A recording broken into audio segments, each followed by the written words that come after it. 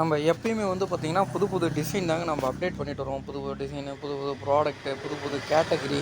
So அதே மாரி தான் இப்போ வந்து பார்த்திங்கன்னா, ஒரு சூப்பரான ஒரு நெக் பேண்டோட ரிவ்யூ தாங்க நம்ம காமிச்சிருக்கோம்.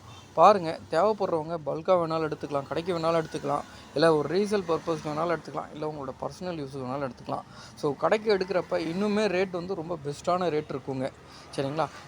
அதே மாதிரி ஸ்டாக் அவைலபிலிட்டி எப்போயுமே நம்மகிட்ட வரும் போகுங்க. நீங்கள் புக் பண்ணி கூட ஆர்டர் பண்ணி எடுத்துக்கலாங்க. எவ்வளோ பீசஸ் வேணாலும் எடுத்துக்கலாங்க. ஸோ எல்லாமே அப்பப்போ நம்ம வந்து அரேஞ்ச் பண்ணி நம்ம கொடுக்குறோம். அதே மாதிரி இது வந்து மேக்னெட்டில் இருக்குங்க, 2 பக்கமும் ஒட்டிக்கும்.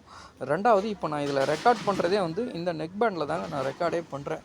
ஸோ எப்படி அந்த வாய்ஸோட கிளாரிட்டி இருக்குது, அதோட குவாலிட்டி எப்படி இருக்குது எல்லாமே தெரியணுன்றதாக நான் டேரெக்டாகவே இது மூலயமா தான் ரெக்கார்ட் பண்ணுறேன்.